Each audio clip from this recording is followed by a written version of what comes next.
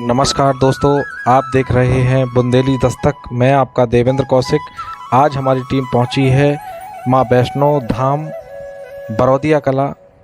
यह स्थान मध्य प्रदेश के सागर ज़िले में पड़ता है। यहाँ की बहुत सारी मान्यताएं हैं। यहाँ पे मां अर्धकुमारी जी का मंदिर है, जिसमें एक गुफा से होके मां अर्धकुमारी जी के दर्शन होते हैं। आप देख रहे हैं मेरे सामने ये गुफा। बताते हैं ये बहुत ही प्राचीन मंदिर है, लोगों की मनोकामनाओं को पूर्ण करने वाला मंदिर है। ये बहुत ही प्राचीन किले पर बना हुआ मंदिर है। इस मंदिर में आप देख रहे हैं हमारे सामने मां अर्धकुमारी जी विराजमान हैं और इस पे लोगों की मान्यता है यहाँ कि लोग जिनके बच्चे नहीं होते हैं वो बहुत दूर दूर से यहाँ पे पुत्र रत्न या पुत्री रत्न प्राप्ति के लिए यहाँ पे आते हैं। आप देख सकते हैं पहाड़ों के ऊपर कितना खूबसूरत ये नज़ारा आपको दिखाई दे रहा है। यहाँ पे ये वृक्ष जिस पे बहुत सारे नारियल एवं धागे बंधे हुए हैं। यहाँ की बहुत सारी मान्यताएं हैं कि लोग यहाँ पे जो भी मन्नत मांगते हैं उनकी मन्नत ज़रूर ही पूरी होती है। तो आप देखते जाइए, यहाँ पे हम आपको ले चल रहे हैं माँ वैष्णो देवी के सामने।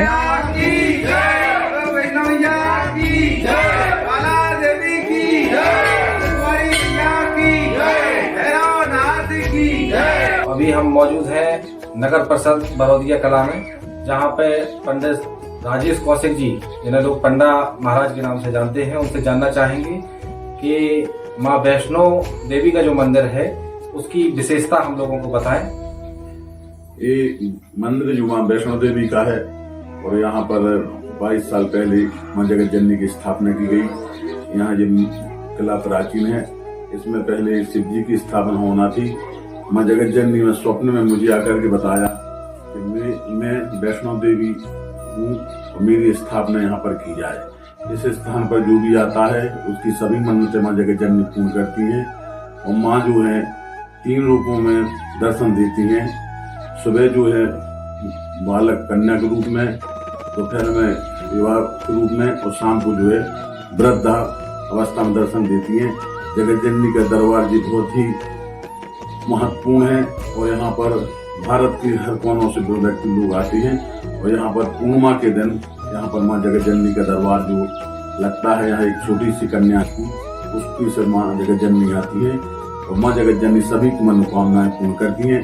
यहाँ बरौदिया कला ग्राम जो है वैष्णो देवी जम्मू जैसा यहाँ पर लगता है और जम्मू बन गया पूरा क्षेत्र है। तो जो बरौदिया कला जो है नगर परिषद मां जगत जननी से की कृपा से बनी हुई है और यहाँ पर सभी लोग प्रतिवर्ष जो है हजारों लाखों की संख्या में यहाँ पर बनाते हैं और जगत जननी सभी की मनोकामनाएं पूर्ण करती है।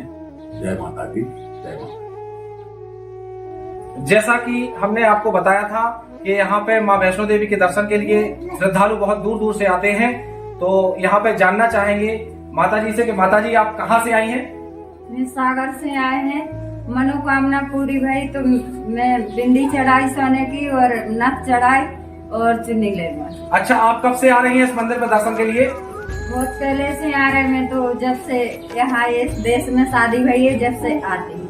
अच्छा, आप माता जी कहाँ से आई हैं? आप बांद्री से आए हैं। बहुत साल से आ रहे हैं इस बांद्री में। तो यहाँ पे सभी मनोकामनाएं आपकी पूरी होती हैं? सब मनोकामना पूरी। आप कहाँ से आई हैं? हम दिल्ली से आए हैं। जी, तो आप कब से आ रही हैं यहाँ पे? जब से ये स्थापना भई है। यहाँ पे मड़ावरा से आए हैं। तो यहाँ पे कब से आ रही हैं और क्या मतलब इस मंदिर की विशेषता आपको ऐसी लगी है कि आप लोग आ रही हैं? तो हमारे कुछ नहीं हुआ था, हमने बेटा मांगा था मिला। तो आप लोगों ने सुना यहाँ पे कि माताएं बहुत दूर दूर से यहाँ पे दर्शन करने के लिए आती हैं। कोई सागर से आई हैं, उन्होंने बताया कि उन्होंने मंदिर में चुंदी चढ़ाई है और माता जी को मेहंदी चढ़ाई है। सुनना चाहेंगे कि यहाँ पे हमने देखा कि बहुत प्राचीन किला और बहुत प्राचीन दीवारें, यहाँ की बहुत मोटी मोटी दीवारें हैं। तो इनके बारे में आप क्या कहना चाहेंगे कि ये मतलब से अभी जो जीर्णोद्धार हो रहा है वो कैसे हो रहा है, और इस किले के बारे में भी हम लोगों को बताइए जिससे दर्शक जान सके इस मंदिर की विशेषता। देखिए, यहाँ से 20 किलोमीटर पूर्व दिशा में धामोनी किला है, प्रसिद्ध किला है। तो उस किले से संबंधित ये चौकी है उस किले की। तो ये तो बहुत पुराना है। लेकिन जब से मंदिर की देवी की स्थापना की गई तब से क्षेत्र के जनप्रतिनिधियों द्वारा जीर्णोद्धार का कार्यक्रम प्रति वर्ष कराया जाता है। किसी न किसी रंग रोगन छत वगैरह ये जनप्रतिनिधि द्वारा कराई गई है और विभिन्न प्रकार के दानदाताओं द्वारा गुप्त दान राशि यहाँ दी जाती है, जिनसे भी जीर्णोद्धार का कार्यक्रम किया जाता है। और ऐसी मान्यता है कि जो भी भक्तगण यहाँ गुप्त दान करता है या दान देता है तो निश्चित तौर पर उसको जो उसकी मनोकामना है वो पूरी होती है। और प्रत्येक पूर्णमासी और नवरात्रि के समय पर यहाँ पर विशेष पूजा की जाती है और जो भी भक्त इस पूजा में शामिल होता है वो निश्चित तौर पर बड़ा भाग्यवान होता है और निश्चित उनकी मनोकामना पूरी होती है। ये माँ ज्वाला देवी जी के मंदिर पे आए तो वहाँ पे हमने देखा कि एक वृक्ष पे बहुत सारे नारियल और बहुत सारी धागे वहाँ पे बंधे हुए थे। इन धागों की क्या मान्यता है? और कला लोगों ने बताया कि यहाँ पे माँओं की गोदी भरी जाती है, मतलब से बहुत सारे ऐसे लोग आते हैं जिनको बच्चे नहीं होते हैं और यहाँ पे दर्शन मात्र से उनको पुत्र लाभ प्राप्ति या पुत्री लाभ प्राप्ति होती है। इसके बारे में क्या कहना चाहेंगे आप? जी बिल्कुल, ये 23 साल का हो चुका है। तो 23 साल में हमने ये देखा है कि जिनकी गोदी शुरुआत में भरी गई वो अपने बच्चों को लेकर के आते हैं और उनके बच्चे भी यहाँ अपनी मन्नतें लेकर के आते हैं। तो निश्चित तौर पे जो आपने वो नरियल बंधे हुए धागे बांधे हैं ये इन्हीं मनोकामनाओं के लिए बनाए गए हैं और उनकी मनोकामना निश्चित पूरी होती है। और यहाँ विशेष रूप से जो हमारी माताएं बहनें पुत्र रत्न प्राप्त करना चाहती हैं, इनके वंश वृद्धि नहीं हो रही, वो निश्चित तौर पर माँ के दरबार में आती हैं और उनकी मनोकामना निश्चित तौर पर पूरी होती है। हम पड़ाव पे माँ अर्धकुमारी मंदिर में जैसे ही हम प्रवेश करने जा रहे थे तो वहाँ पे हमने देखा कि बहुत ही प्राचीन एक गुफा बनी हुई है। तो वो गुफा बहुत छोटी है, लेकिन मैंने देखा वहाँ से बहुत सारे लोग निकलते जा रहे थे और उनको कोई दिक्कत नहीं आ रही थी। शुरुआत में लग रहा था कि कैसे दर्शन करने के लिए जाएंगे इस गुफा में से, लेकिन सभी लोग आराम से निकल जाते हैं। तो उस गुफा के बारे में आप हमको बताइए जिससे दर्शक उस गुफा के बारे में जान सके। ये बड़ी रोचक बात है। ये जो गुफा कुमारी की बनाई हुई है शुरुआत से बनी है और इसमें किसी भी प्रकार का व्यक्ति चाहे मोटा हो या पतला हो, जैसे ही माँ वैष्णो देवी के सीढ़ियों पर कदम रखता है वैसे उसके पूरे पाप भर लिए जाते हैं। और यहाँ आकर के वो निश्चित तौर पर उसी गुफा में से निकलता है। पहले डरता है कि हम शरीर से थोड़े से ज्यादा हैं तो शायद निकल पाएंगे या नहीं, लेकिन वो निश्चित तौर पे जैसे ही माँ के दरबार में आता है निश्चित तौर पे उस गुफा से निकल जाता है। और ये रोचक भी है। लोग डरते हैं कि अर्धकुमारी जी के यहाँ नहीं आते, लेकिन मंदिर का नियम है कि आप सबसे पहले अर्धकुमारी के ही दर्शन करेंगे। जैसे हमारे जम्मू स्थित माँ वैष्णो देवी के कटरा में जैसे नियम है, पहले अर्धकुमारी देवी, फिर ज्वाला देवी, माँ वैष्णो देवी और उसके बाद पुनः भैरवनाथ के दर्शन किए जाते हैं। तो ये हमारे मंदिर के सेम उसी तरह नियम बताए गए हैं। और सबसे पहले हम अर्धकुमारी माँ देवी के दर्शन करते हैं और निश्चित तौर पर ज्वाला देवी फिर माँ वैष्णो देवी के दर्शन किए जाते हैं। हम ले चल रहे हैं आपको ग्राम के ही निवासी जगदीश जी के पास और उनसे जानना चाहेंगे कि जो माँ वैष्णो देवी का मंदिर है वहाँ पे दर्शन का समय क्या है। यहाँ पे जो भक्त दर्शन के लिए आते हैं तो उनको समय आप बता दीजिए, कितने बजे दर्शन होते हैं यहाँ पे? सुबह 4 बजे से लेकर 9 बजे तक यहाँ पंडित जी करते रहेंगे और शाम के टाइम 6 बजे से 10 बजे तक पर्याप्त रहते हैं। 10 बजे के बाद ही घर जाते हैं वो लोग। तो श्रद्धालु आते जाते रहते हैं, उनका कोई भैया जी की कृपा है। बहुत बहुत धन्यवाद।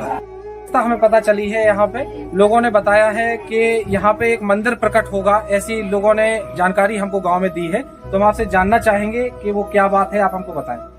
देखिए, जैसे ही मंदिर की स्थापना हुई तो जो थार अपन मंदिर खंडी में थार बोलते हैं, किसी एक कन्या को सिर पे माता जी आई और उन्होंने बताया कि ये जो स्थान है यहाँ विष्णु जी का मंदिर नीचे दबा हुआ है और एक निश्चित समय में वो अपने आप ऊपर आ जाएगा, ऐसा माता जी ने आदेश दिया है। तो हम सब लोग उसका इंतजार कर रहे हैं कि ये मंदिर कब स्वतः ऊपर आता है और हम लोगों को दर्शन करने का सौभाग्य। देखो, यही आस्था का विषय होता है। जैसा कि पंडित जी ने बताया कि यहाँ पे लोगों की आस्था है और उनको ऐसा स्वप्न आया है या मतलब ऐसा कहीं से पता चला है यहाँ पे भगवान विष्णु का मंदिर प्रकट होगा और सभी लोगों को भगवान विष्णु के दर्शन होंगे।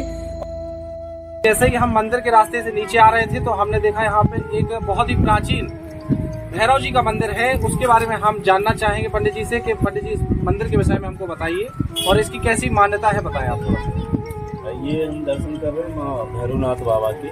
ये इनने वरदान मांगा था माँ वैष्णो देवी से, चूँकि ये वैष्णो देवी से युद्ध करते थे और पाप करते थे, तो माँ ने इनका संहार किया।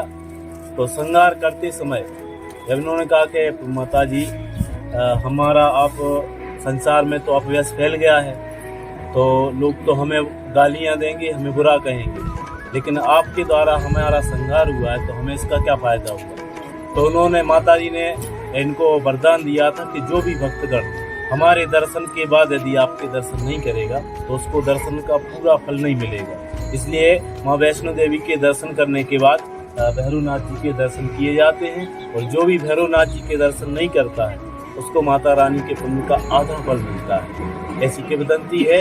इन्होंने वरदान लिया था माँ वैष्णो देवी से, उसके बाद से यही प्रथा प्रचलित है।